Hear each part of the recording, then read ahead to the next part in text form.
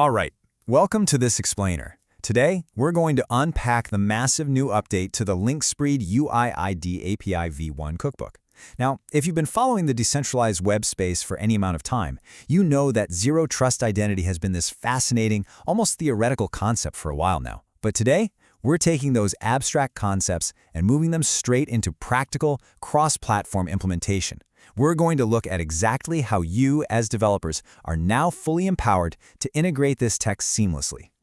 But before we even think about diving into the codebase, we've got to ask a foundational question. Seriously, think about this. How do you authorize a user without holding a password, and crucially, without tracking them across the web? It's a tough one, right? But it perfectly frames the massive paradigm shift that Universal Integrated Identity, or UIID, brings to the modern web ecosystem. Honestly, it's the core problem this entire integration guide was built to solve.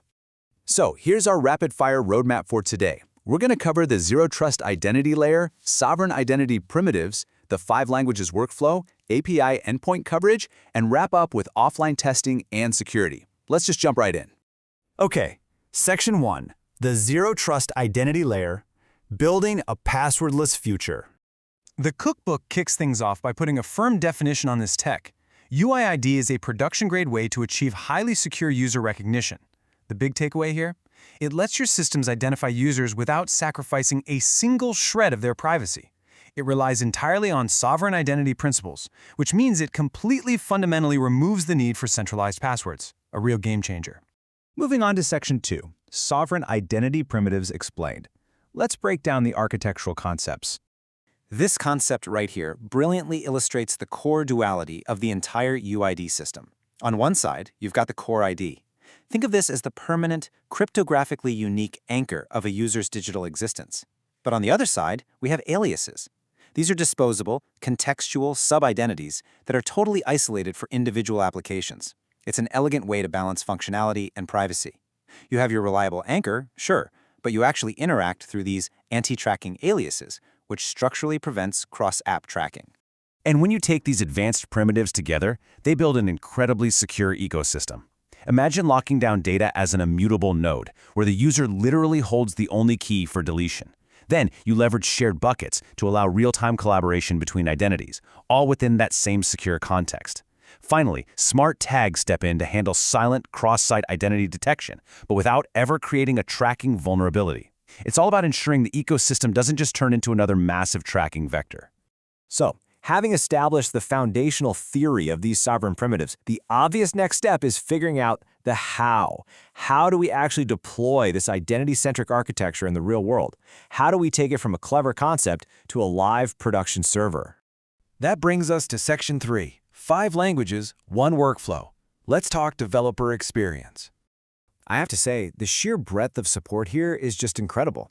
The repository is cleanly organized by programming language, and whether you're on a Node.js team, Python, PHP, Go, or maybe you're just testing the waters with curl, you get the exact same workflow.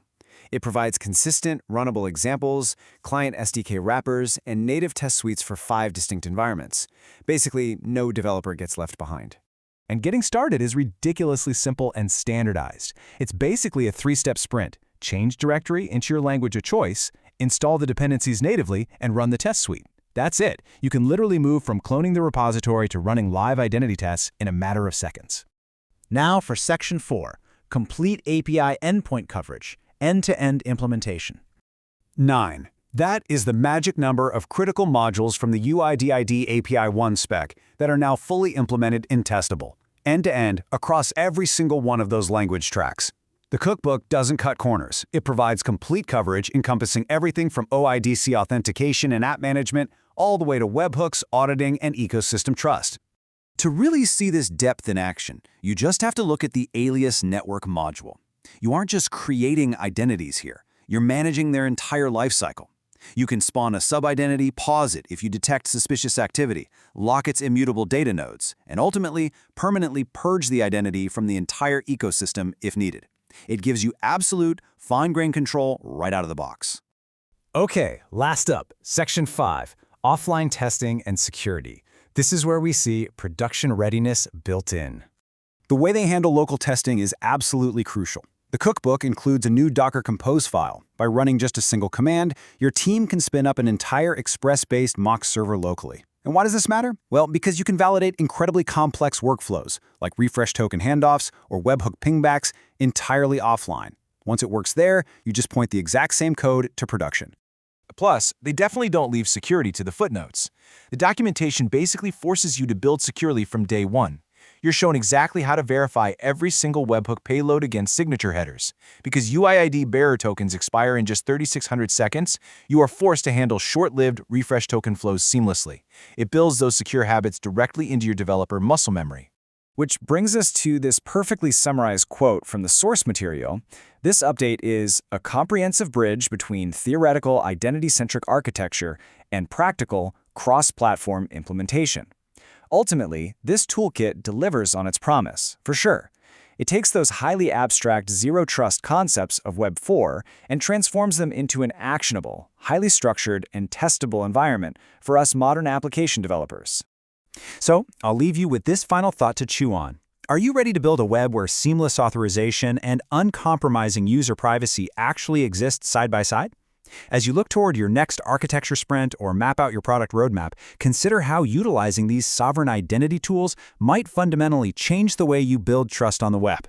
Thank you so much for joining me for this explainer, and hey, I highly encourage you to dive into the documentation and see it for yourself.